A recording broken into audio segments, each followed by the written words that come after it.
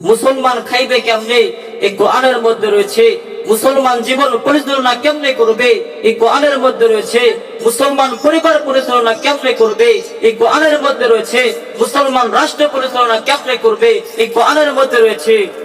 শুরু থেকে শেষ পর্যন্ত, জীবনের শুরু থেকে শেষ পর্যন্ত মুসলমান যাই কিছু করবে সবকিছু কোরআনের মধ্যে রয়েছে। তো প্রিয় উপস্থিতি, এই জন্য আমাদের সকলকে কোরআন সুন্নাহ অনুযায়ী জীবন গড়াতে হবে। যদি আমরা কোরআন সুন্নাহ অনুযায়ী জীবন গড়াতে পারি তাহলে অবশ্যই আমরা সেই নবী আকরাম সাল্লাল্লাহু আলাইহি ওয়াসাল্লামের সুন্নাহ অনুযায়ী, সেই নবী করিম সাল্লাল্লাহু আলাইহি ওয়াসাল্লামের কথা অনুযায়ী আমরা সকলে জান্নাতের মধ্যে যেতে পারবো।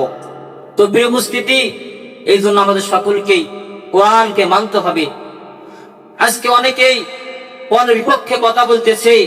আমি তাদেরকে বলতে চাই, এই দেশ ওলামায়ে কেরামের দেশ, এই দেশ মুসলমানদের দেশ, এই দেশ টুপিওয়ালাদের দেশ। এই দেশের মধ্যে যদি কোনো আইন থাকে তাহলে কোন আইন থাকবে, কথা বলেন ঠিক কিনা?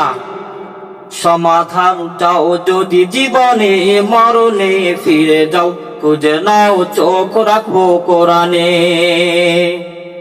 সমাধান চাও যদি জীবনে, মরণে ফিরে যাও, খুঁজে নাও চোখ রাখবো কোরআনে। এ বাণী সকলের নয় শুধু মুমিনের, যারা এ চলবে মেনে ফল পাবে কোরআনে।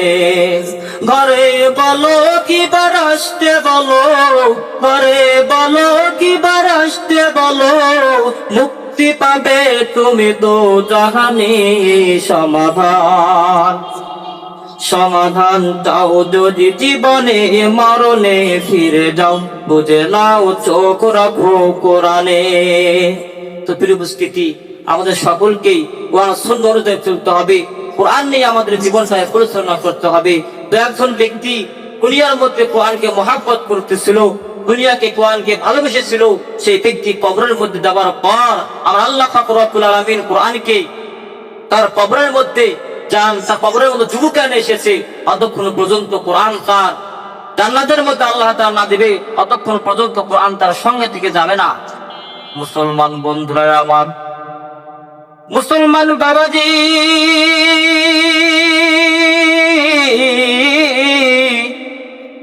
এরা মুসলমান বাজার, গভীর মনোযোগ দিয়ে শুনপারে মুসলমান বাবাজি। একজন ব্যক্তি দুনিয়ার মধ্যে কোরআনকে মহব্বত করতেছিল, দুনিয়ার মধ্যে কোরআনকে ভালোবেসেছিল। আমার আল্লাহ পাক রব্বুল আলামিন সেই ব্যক্তি যখন দুনিয়া থেকে চলে গেল, সেই ব্যক্তির কবরের মধ্যে কোরআনুল কারীম যুবক এনে এসেছে। ফেরেশতা মণ্ডলী যখন জিজ্ঞাসা করলো সেই মাইয়াতকে, মান রব্বুকা, তোমার রব কে? পাশ থেকে উত্তর দেয় আল্লাহ। আবার জিজ্ঞাসা করলে মান দীনুকা, তোমার দিন কি? পাশ থেকে উত্তর দেয় ইসলাম। আবার প্রশ্ন করে, এইরকম করে বারবার বারবার বারবার প্রশ্ন করতেছি। বলতেছে মান নাবিয়ুকা, তোমার নবী কি? এবার কোরআনুল কারীম বলতেছে হযরত মুহাম্মদ সাল্লাল্লাহু আলাইহি ওয়াসাল্লাম। ও মুসলমান বাবাজি, ও মুসলমান বাজার, এইরকম করে বারবার বারবার প্রশ্ন করতেছি, কোরআন বারবার বারবার উত্তর দিয়ে যাইতেছি। এবার ফেরেশতা আল্লাহ পাক রব্বুল আলামিনকে ডাক দিয়ে বলে, আল্লাহ, আমি এমন কবর কোনোদিন দেখি নাই যে কবরের মধ্যে দুইজন করে মানুষ থাকি। আমি তো সর্বপ্রথম, আমি তো যতগুলো কোরআন, আমি যতগুলো সওয়াব নিয়েছি, প্রতিটা কবরের মধ্যে গিয়ে দেখেছি একজন করে মানুষ রয়েছে। ব্যাপারে কি এই কবরের মধ্যে দুইজন মানুষ কেমন করি? আমি যেমনি এই লোকটারে জিজ্ঞাসা করে মান রব্বুকা, তোমার রব কি? পাশ থেকে উত্তর দেয় আল্লাহ। আবার জিজ্ঞাসা করে মান দীনুকা, তোমার দিন কে? পাশ থেকে উত্তর দেয় ইসলাম। আবার জিজ্ঞাসা করে মান নবিয়ুকা, তোমার নবী কে? পাশ থেকে উত্তর দেয় হযরত মুহাম্মদ রাসূলুল্লাহ সাল্লাল্লাহু আলাইহি ওয়াসাল্লাম। আমার মালিক ডাক দিয়ে বলে, তুমি কি জানো না আমার এই বান্দাটা কোরআনকে মহব্বত করতেছিল, দুনিয়ার মধ্যে কোরআন তার জীবনের মধ্যে সেট করেছিল, কোরআন অনুযায়ী তার জীবনটা গঠন করেছে। এই কারণে কোরআন তাকে এতটাই ভালোবেসেছে, কোরআন তাকে এতটাই মহব্বত করেছে, তার কবরের মধ্যে উত্তর নাই এসেছে। আমি আল্লাহ পাক রব্বুল আলামিন অতক্ষণ পর্যন্ত ও যুবককে জান্নাতে নাজ নিয়ামত না দেব, ততক্ষণ পর্যন্ত কোরআন তার সঙ্গে থেকে যাবে না। আওয়াজ করে বলেন না গো সুবহানাল্লাহ। আমার ভাইরা, এই জন্য আমাদের দুনিয়ার মধ্যে বেশি বেশি কোরআন তেলাওয়াত করতে হবে, বেশি বেশি নেক আমল করতে হবে। আল্লাহর নবী সাল্লাল্লাহু আলাইহি ওয়াসাল্লাম বলেছেন, তারা তৌফিকুম আমরাইন। আল্লাহ নবী সাল্লাল্লাহু আলাইহি ওয়াসাল্লাম বলেছেন, আল কাইয়িসু মান দা নাফসুহু আমিলা লিমা বা'দাল মাউতি ওয়াল আ'জিজু মান ইত্তাবা নাফসুহু হা হুয়া তামান্না আলাল্লাহ। আল্লাহ নবী সাল্লাল্লাহু আলাইহি ওয়াসাল্লাম তিনি বলেছেন, দুনিয়ার মধ্যে চালাকচুত ওই ব্যক্তি, যে ব্যক্তি বেশি বেশি নেক আমল করলো, আর হতভাগা দুর্ভাগা ওই ব্যক্তি, যে ব্যক্তি তার জীবন তার দুনিয়ার মধ্যে হেলায় খেলায় কাটিয়ে দিল। এই জন্য ভাই, আমরা যত সময় পাবো আমরা সকলেই কোরআন অনুযায়ী চলবো, বেশি বেশি নেক আমল করবো। যদি আমরা বেশি বেশি নেক আমল করতে পারি, অবশ্যই আল্লাহ পাক রব্বুল আলামিন আমাদেরকে জান্নাতের মধ্যে দিবে। যদি আমরা নেক আমল না করি, তাহলে আমাদেরকে জাহান্নামের মধ্যে যেতে হবে। ভাই, এই দুনিয়া আমাদের থাকার জায়গা নয়, এই দুনিয়া আমাদের থাকার জায়গা নয়। আপনি যদি, আপনাদের উদাহরণ দিচ্ছি, আপনি যদি নৌকাকে প্রশ্ন করেন যে নৌকা, পানির সাথে এত তোমার সম্পর্ক, যে তোমাকে যদি বলা হয় তুমি রাস্তা দিয়ে হেঁটে যাও, নৌকা তুমি রাস্তা দিয়ে চলতে পারো না। তোমাকে যদি বলা হয় তুমি আকাশ পথ দিয়ে চলো, নৌকা তুমি চলতে পারো না, তুমি শুধু পানি পথ দিয়ে চলতে পারো। তোমার পানির সাথে তো সম্পর্ক, পানির সাথে তো মহাব্বত, তুমি এই পানিকে তোমার বুকের মধ্যে জায়গা দাও। এবার নৌকা যদি পানিকে তার বুকের মধ্যে জায়গা দেয়, তার নৌকা কি আরো ভাসমান থাকবে? ভাই, নৌকা কখনোই ভাসমান থাকবে না। ঠিক তেমনি ভাবে এই দুনিয়া নিয়ে আমাদেরকে চলতে হবে, এই দুনিয়া নিয়ে আমাদেরকে ফিরতে হবে, এই দুনিয়ার মধ্যে সব কাজ করতে হবে। ঠিক তেমনি ভাবে দুনিয়াকে আমরা যদি আমাদের অন্তরের মধ্যে জায়গা দেই, নৌকা যেরকম ভাসমান থাকবে না, ঠিক তেমনি আমরা এই দুনিয়ার মধ্যে ঠিক সেই রকম থাকবো না, আমরা জাহান্নামের মধ্যে চলে যাব। এই জন্য দুনিয়াকে আমাদের অন্তরের মধ্যে জায়গা দেওয়া যাবে না। আল্লাহ নবী সাল্লাল্লাহু আলাইহি ওয়াসাল্লাম তিনি সবসময় কবরের কথা স্মরণ করতে বলেছিলেন, সবসময় হাসরের কথা স্মরণ করতে বলেছিলেন, সবসময় মিজানের কথা স্মরণ করতে বলেছিলেন। আমরা কতটুকু কবরের কথা স্মরণ করতেছি, আমরা কতটুকু হাসরের কথা স্মরণ করতেছি? ভাই, আমরা চিন্তা করতেছি যে আমরা সুদ খেয়েছি, আমরা ঘুষ খেয়েছি, আমরা জেনা করেছি, আমরা ব্যভিচার করেছি, আল্লাহ তাআলা কি আমাদের ক্ষমা করবে? আমরা এইরকম দ্বিধার মধ্যে পড়ে যাই, কিন্তু আমার আল্লাহ পাক রব্বুল আলামিন অবশ্যই আমাদেরকে ক্ষমা করে দিবে। মুসলমানের জামনার মধ্যে একজন ব্যক্তি, আল্লাহ তাআলা একজন ব্যক্তি এতটাই গুনাহের কাজ করেছে, গুনাহের কাজ করার পরে আমার আল্লাহ পাক রব্বুল আলামিন তাকে ওলি বলে ঘোষণা করে দিয়েছে।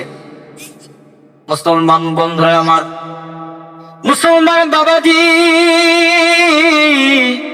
এরে মুসলমান বাজার, মুসলমানের জামনার মধ্যে একজন ব্যক্তি এতটাই গুনাহের কাজ করলো, গুনাহের কাজ করার কারণে সেই ব্যক্তিটার এলাকাবাসী মারধার করে জঙ্গলের মধ্যে ফেলে দিয়ে এসেছে। এইরকম করে এলাকাবাসী মারধার করে জঙ্গলের মধ্যে ফেলে দিয়ে এসেছে।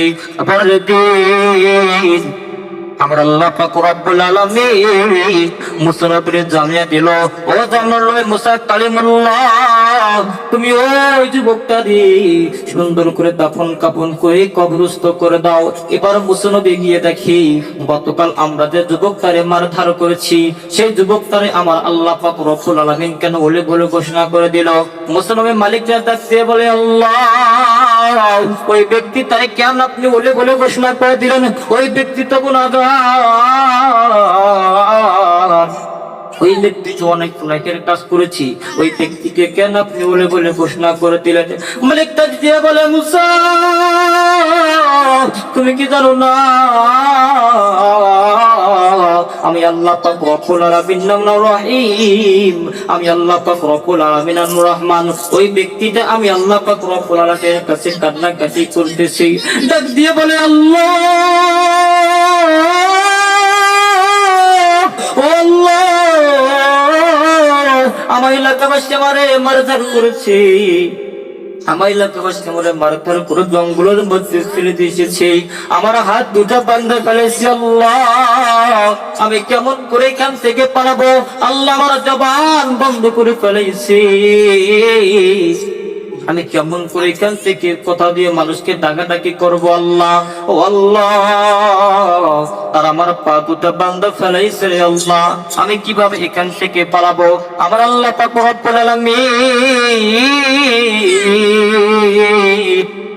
এইরকম করে যখন বলতেছে, ওই ব্যক্তিরা যখন বারবার আমি আল্লাহ পাক রব্বুল আলামিনের দরবারে কান্নাকাটি করতেছি, আমি আল্লাহ পাক রব্বুল আলামিনকে তারে মাফ না করে থাকতে পারি।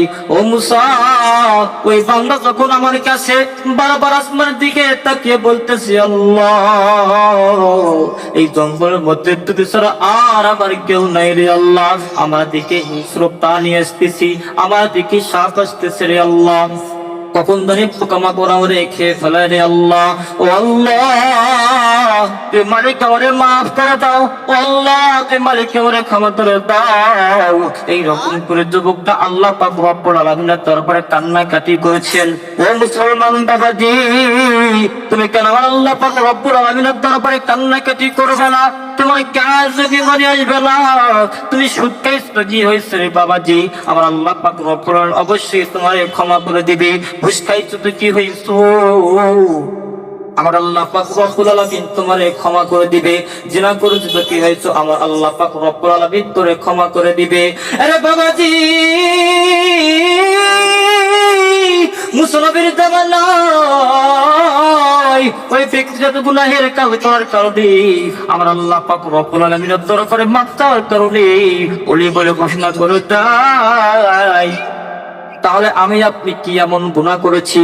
আমার সুদ খাওয়ার কারণে তো আমার এলাকাবাসী আমার ঘর থেকে বাহির করে দেয় নাই, ঘুষ খাওয়ার কারণে এলাকাবাসী ঘর থেকে বাহির করে দেয় নাই, তাহলে আমি আপনি কেন আমার আল্লাহ পাক রব্বুল আলামিনের কাছে মাফ চাবো না? প্রিয় ভাই আমার, সেই ব্যক্তিটা এতটাই গুনাহের কাজ করেছে, গুনাহের কাজ করার কারণে সেই ব্যক্তিটাকে ঘর থেকে বাহির করে দিয়েছে, জঙ্গলের মধ্যে ফেলে দিয়ে এসেছে। তো আমি আপনি কি এমন গুনাহ করেছি, কি এমন ভুল করেছি? আল্লাহ পাক রব্বুল আলামিনের দরবারে কেন মাফ চাবো না? আল্লাহ পাক রব্বুল আলামিনের দরবারে কেন মাফ চাবো না ভাই? এই জন্য আল্লাহ পাক রব্বুল আলামিনের কাছে আমাদের সম্পর্ক রাখতে হবে, আল্লাহ পাক রব্বুল আলামিনের সর্বদাই চাইতে হবে। আমার ওস্তাদ বলেছেন, আল্লাহর সাথে রেখবা বসে যাবে সব অভাব, আল্লাহর সাথে নাই রে ভাব, এটাই তো তোর মূল অভাব। এই জন্য আল্লাহর সাথে সম্পর্ক রাখতে হবে। আল্লাহ তাআলা আমাদের সকলকে যতটুকু আলোচনা শুনলাম, আল্লাহ তাআলা আমাদের সকলকে আমল করার তৌফিক দান করুন, সকলের আমিন। আপনারা সকলেই আমার জন্য দোয়া করবেন। আমি সাধারণ মানুষ, বর্তমান বেনিয়ামতি রহমতুল্লাহ আলাইহি আল্লাহ তাআলা হাফিজিয়া কোন মাদ্রাসা অধ্যয়নরত অবস্থায় রয়েছে। আপনারা সকলেই আমার জন্য দোয়া করবেন, আল্লাহ তাআলা যেন আমাকে দিনের জন্য কবুল করে। দেখুন ইনশাআল্লাহ। আসসালামু আলাইকুম ওয়া রাহমাতুল্লাহ।